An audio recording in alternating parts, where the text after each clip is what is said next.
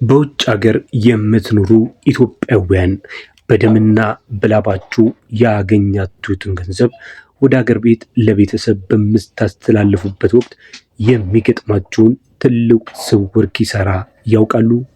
የገንዘብ ግሽበት የላካችሁትን ብር የመግዛት አቅም በየቀኑ ሲያሳጣው፣ እናንተም ደክማችሁ ቤተሰባችሁም ሳይጠቀምበት ይቀራል። በዚህ ቪዲዮ ውስጥ ይህንን ችግር ሙሉ በሙሉ የሚቀይር አዲስና ብልህ መንገድ ይዘንላችሁ መጥተናል።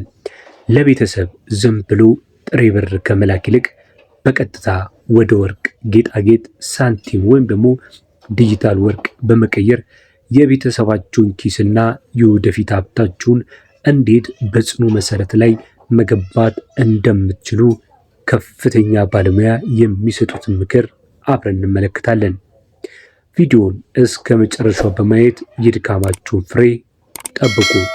በዚህ ቪዲዮ ውስጥ ያካተትንላችሁ የገንዘብ ግሽበት፣ የዲያስፖራው ስውር ኪሳራ ምን እንደሚመስል፣ ብር ከመላክ ይልቅ መግዛት ምን ተመራጭ እንደሆነ፣ 21 ካራት ጌጣጌጥ ወይስ ደግሞ የባንክ ወርቅ ሳንቲም የትኛው ያወጣል፣ በውጭ ሀገር ሆኖ በብልህነት ሀብትን ማከማቻ መንገዶችን አብረን የምንመለከት ይሆናል። እስከ መጨረሻው ድረስ አብራችሁ ቆዩ። ቪዲዮውን ታዲያ ስትጀምሩ በላይክ መጀመራችሁን አስታውሱ። ለቻናላችንም አዲስ ከሆናችሁ ቻናላችንን ሰብስክራይብ በማድረግ ዕለታዊ ወርቃዊ የሆነ እጅግ ምርጥ የሆኑ ከወርቅ ጋር የተያዙ መረጃዎችን መከታተል ትችላላችሁ። ዛሬ የምጠይቃችሁ ጥያቄ በቀጥታ የዳማችሁንና የለባችሁን ፍሬ የሚነካ ነው። በየወሩ ቀን ከሌሊት ደክማችሁ እንቅልፋታችሁ ያገኛችሁትን የውጭ ምንዛሪ ወደ ሀገር ቤት ለቤተሰብ ስትልኩ ምን ይሰማችኋል? ቤተሰቦቼን እረዳው፣ ነገዬን አደላደልኩ ብላችሁ ታስባላችሁ። እውነቱ ግን ምንድን ነው?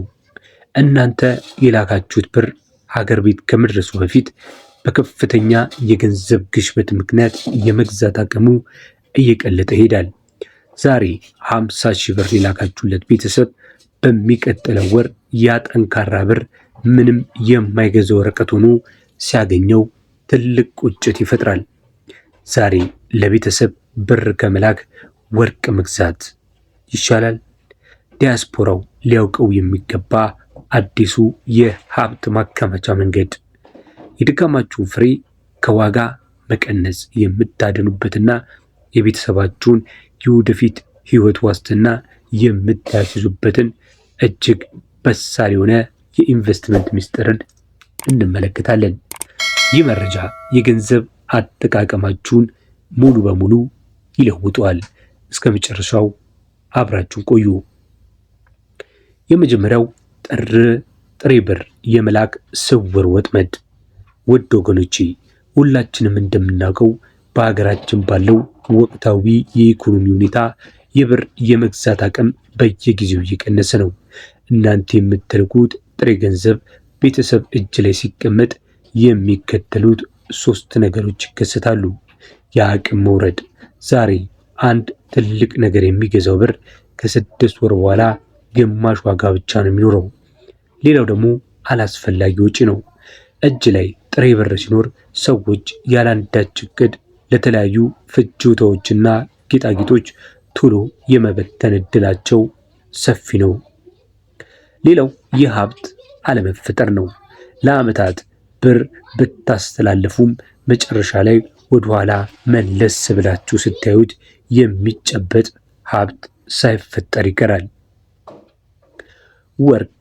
ዲያስፖራው ጠንካራ ጋሻ ብሎ ይጠራዋል ወርቅን። ታዲያ መፍትሄው ምንድን ነው?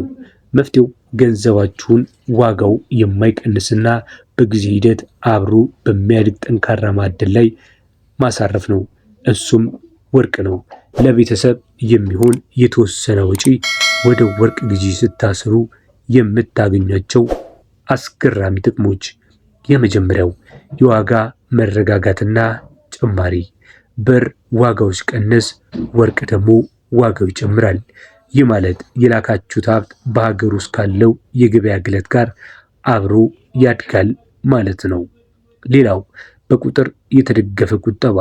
ለቤተሰቦቻችሁ 21 ካራት ጌጣጌጥ ወይም የወርቅ ሳንቲም እንዲገዙ ስታደርጉ ገንዘብ በቀላሉ የማይበተንና ነገ አስቸጋሪ ቀን ሲመጣ ወዲያውኑ ወደ ጥሬ ገንዘብ ተቀይሮ የሚደርስላቸው እውነተኛ ዋስትና ይሆናል።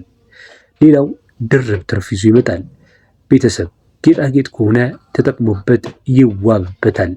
ሳንቲም ወይም ጡብ ከሆነ ደግሞ ያለምንም የስራ ዋጋ ወይም ደግሞ ኪሳራ ንጹህ ኢንቨስትመንት ሆኖ ይቀመጣል። አሁን የምናልፈው ወደ ሶስተኛው ጉዳይ ነው። ዲያስፖራው ይህንን እንዴት መተግበር ይችላል የሚለውን።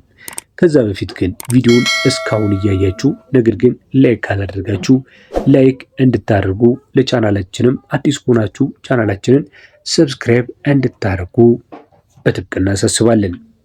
ወደ ሶስተኛው ስንሄድ ዲያስፖራ ሆናችሁ ይህንን እንዴት መተግበር እንደምትችሉ አክሽን ፕላኑን እንነግራችኋለን።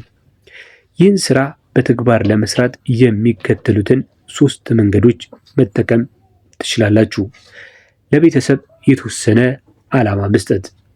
ይህንን የላኩላችሁን ብር ወጪ አድርጋችሁ በሳ ከሚገኘው ህጋዊ ወርቅ ቤት የ21 ካራት ጌጣጌጥ ወይም የወርቅ ሳንቲም ግዙበት ብሎ መምራት። ሁልጊዜ ደረሰኝ በትክክል መያዛቸውንም ማረጋገጥ። ሁለተኛው የባንክ ወርቅ ሳንቲሞችን መጠቀም። በሀገር ውስጥ ባሉ ባንኮችና በብሔራዊ ባንክ በኩል የሚወጡትን ንጹህ የኢንቨስትመንት ወርቆች እንዲገዙላችሁ ማድረግ። ይህ የስራ ዋጋ ስለማይቀነስበት እጅግ አትራፊ ነው። ሶስተኛው አማራጭ ደግሞ የዲጂታል ወርቅ ነው። ወደፊት በሰፊው እየመጣ ባለው አሰራር እናንተ እዚያው ባላችሁበት ሀገር ሆናችሁ በስልካችሁ ለቤተሰባችሁ በስማችሁ ወርቅ የምትገዙበትን ቴክኖሎጂ መጠቀም ነው። በዚህ ጉዳይ ላይ በዲጂታል ወርቅ ምንነትና ምን ያህል አስፈላጊና ተመራጭ እንደሆነ በሚመለከት የሰራሁላችሁ ቪዲዮ አለ። እሱን እንድትመለከቱ እጋብዛችኋለሁ። ሁልጊዜም ቢሆን ውድ የሀገሬ ልጆች በውጭ ሀገር የምታፍሱት እያንዳንዱ ጠብታ ትልቅ ዋጋ አለው። ያንን ዋጋ ደግሞ የገንዘብ ግሽበት እንዲበለው መፍቀድ የለባችሁም። ለቤተሰብ ብር ከመላክ ባለፈ የሀብት ማከማቻ መንገዱን ወደ ወርቅ በመቀየር የራሳችሁን የቤተሰባችሁን ነገ አስተማማኝ አድርጉ። እናንተ ለቤተሰቦቻችሁ ጥሩ ወይም ደግሞ ጥሩ ጥሬ ብር መላክ ይቻላል። ነገር ግን ወርቅ መግዛት ያላችሁን ሀሳብ ኮመንት ላይ አስቀምጡልኝ። በእነዚህ 3 ወሳኝ ምክንያቶች የሚሻለው ወርቅን ገዝቶ ማስቀመጥ ነው። ለተጨማሪ ሀሳብና አስተያየታችሁ ኮመንት መስጫው ላይ አስፍሩልኝ። ይህ መረጃ በውጭ ለሚኖሩ ወንድም እህቶቻችን ሁሉ እንዲደርስ ቪዲዮውን ስታገኙት ላይክና ሼር ማድረጋችሁን አትርሱ። ለቻናላችንም አዲስ ከሆናችሁ ሰብስክራይብ ማድረግ አይረሳ። በቀጣይ በሌላ ጠቃሚ የኢንቨስትመንት መረጃ እስከምንገናኝ በብልህነት ሀብታችሁን ጠብቁ። ሰላም።